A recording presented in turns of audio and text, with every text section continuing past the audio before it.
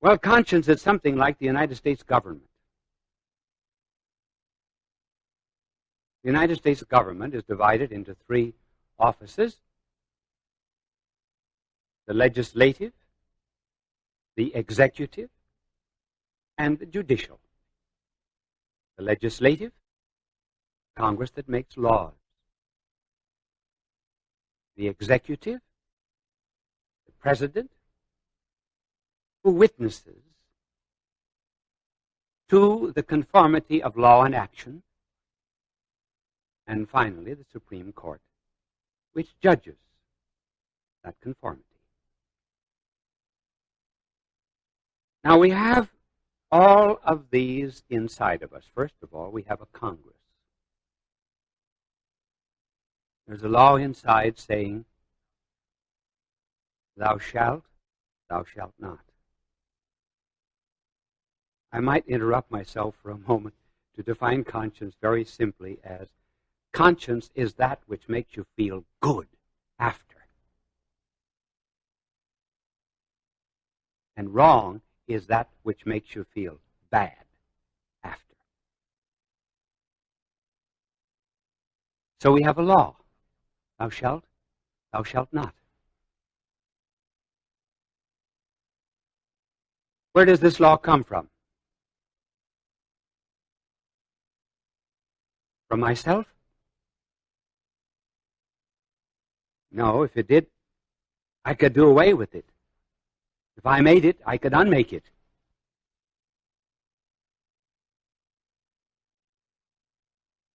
Does it come from society?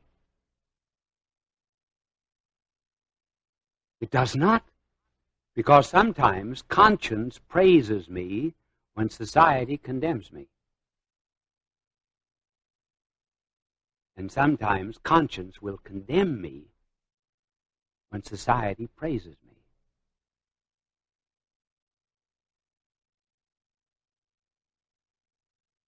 Where does it come from then?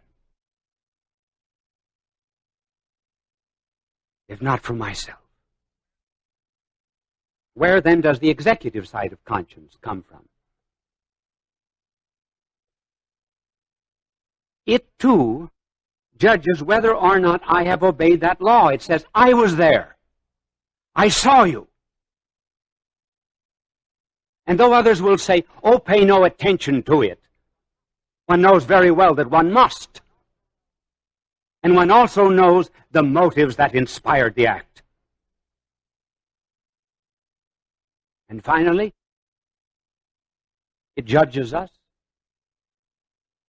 And if, therefore, it praises us for certain actions, and we feel somewhat the same happiness and joy that we would from being praised by a father or mother, if we feel the same sadness and unhappiness that we feel when condemned by a father or a mother, it must be that behind conscience is some person, the divine thou. It is the standard of our life.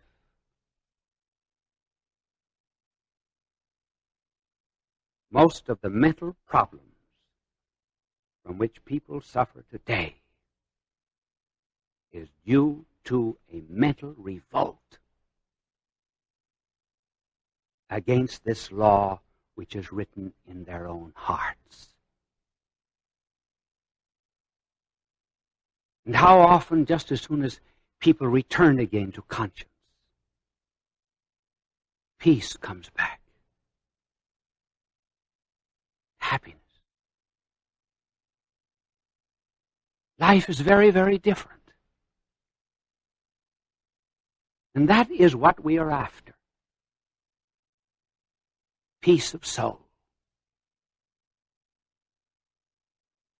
Therefore, this unbearable repartee is only one side of conscience. It is the conscience that tells us when we do wrong, so that we feel on the inside as if we'd broken a bone.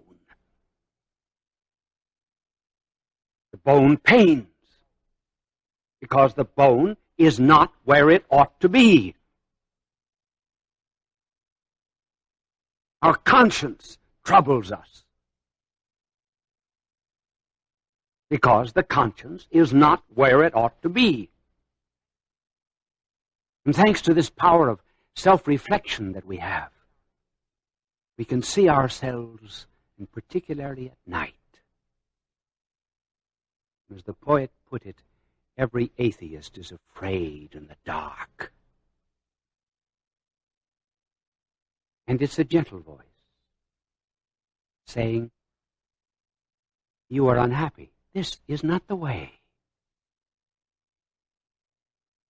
Your freedom is never destroyed.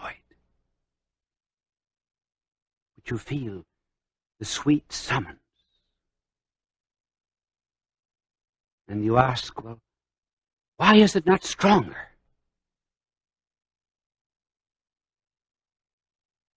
It's strong enough if we would listen